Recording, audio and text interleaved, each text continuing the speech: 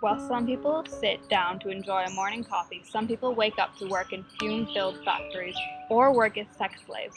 According to the United Nations Office on Drugs and Crime, human trafficking is defined as a crime against humanity.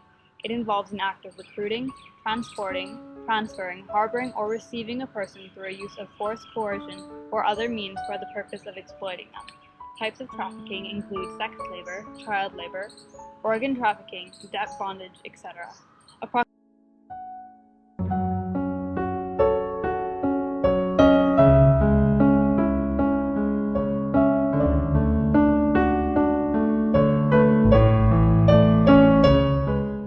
80% of trafficking involves sexual exploitation and 19% labor exploitation, and nearly 4 million people are trafficked each year. Of these people, 66% are women. Human trafficking is the third largest international crime industry that generates $32 billion annually. This income was more than what Google, Nike, and Starbucks earned altogether in 2007. As the UN says, human trafficking is modern-day slavery, which should be stopped. The global average cost of a slave is $90. Some people are so poor that they will sell their child for that tiny sum of money. $90 is not worth a life, or for that matter, no money is worth a life. Even worse, there are people like this that will come and tell their families that they will give their child a home, a bed, and an education. Well, these are false promises, and the children are then stuck working their whole life. They don't get the childhood they deserve and never see their family again. But of course, the government and police are there to help with the problem, right? Wrong. More than 50% of people have had first-hand experience with paying bribes to public officials in order to get their work done. So imagine how easy this would be. Just a little bit of money paid to police protects these illegal places way too often.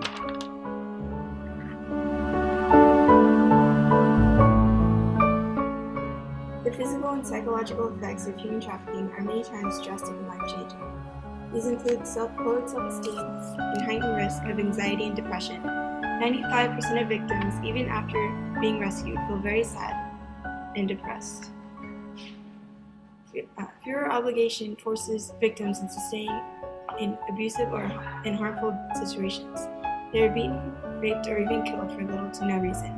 These victims are isolated from the general public and are rarely seen outside of their trafficking circles. Economic disparity and poor living conditions make for people who cannot protect themselves or the people around them.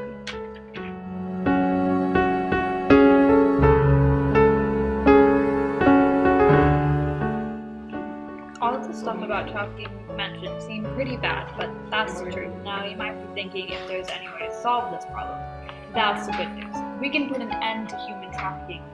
Be aware, this issue can't end tomorrow. It takes a lot of time and team effort. First, prevent and protect. Go to source areas, educate people, tell them about agents with false promises so they don't end up selling their children for money. We can combat human trafficking. Everyone has a right to live freely. What if this was you? Can you even imagine the pain of being away from your family? This is where you get the choice. You can help save millions